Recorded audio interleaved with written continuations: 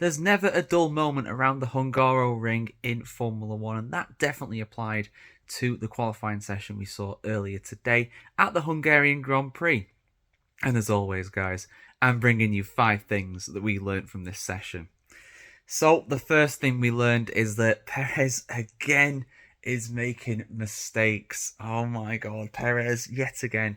Now, you can play devil's advocate and say that, it was kind of tricky conditions. We didn't have any repeat of the blazing sunshine that we had on Friday practice at the Hungarian Grand Prix. It was very much overcast and actually started to drizzle with rain through parts of Q1.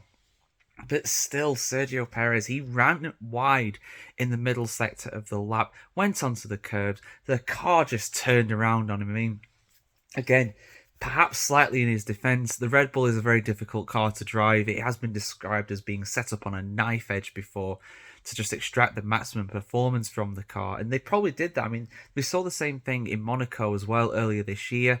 It's probably similar at Hungary, but, it is Monaco without the barriers, as they say.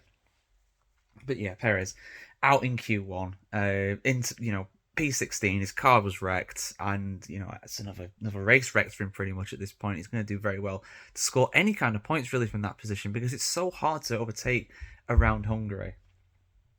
Next up, I want to talk about George Russell. His bad run in qualifying at Hungary continues. I mean, he obviously got pole in 2022, the first pole position of his Formula One career.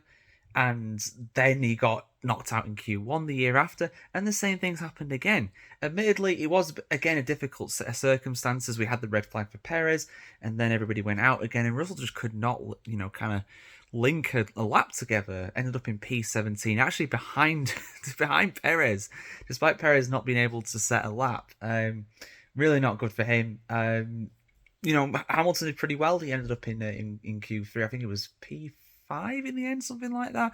So it was a good one for him. But Mercedes not looking as good this weekend on the whole as they were last week. And then again, that would have been very difficult for them to replicate. Next up, I want to talk about McLaren. Third thing we learned is that they've locked out the front row. Lando Norris, his third pole position in Formula One overall, his second of the year. Oscar Piastri, he came close to him but ended up in second place.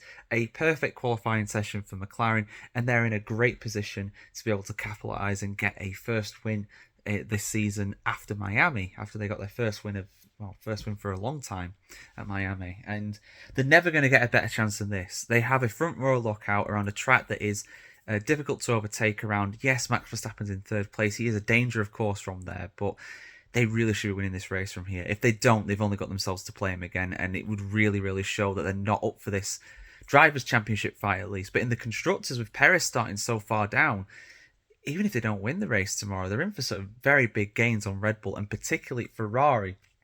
And I want to mention Ferrari as well. They're not quite back yet. They were better this weekend so far than the previous weekend, I'd say. Obviously, they've had a real downturn in form ever since Leclerc won in Monaco. Today, Carlos Sainz got P4 and Leclerc got P6. That was about really what we expected them to do today. I don't think they were particularly bad. I don't think they were particularly good. They've got an outside chance of a podium tomorrow. I think it'd be a big ask for them, but anything's possible in the race. But unfortunately, anything's possible in a negative sense as well, because they've had some very poor races in Hungary over the years in recent times. Think of Leclerc in 2022. How bad did they throw that race away? They'll want to forget about that in a hurry.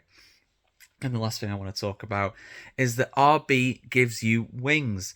A key moment in Q3 was Yuki Tsunoda running wide in his final run of the session. He got catapulted on one of the curbs up into the air, into the barriers, out of qualifying. And that actually gave an opportunity for some other drivers to go out and set one more final lap. There was just 2 minutes on the clock, so there wasn't enough time to set another lap. But by then, the rain had fallen. The track was still dry enough for dry tyres, but it was anything but ideal conditions. So it was not enough to set a faster time than what people did. So that ended up with Norris getting the fastest time in qualifying, starting on pole position for tomorrow.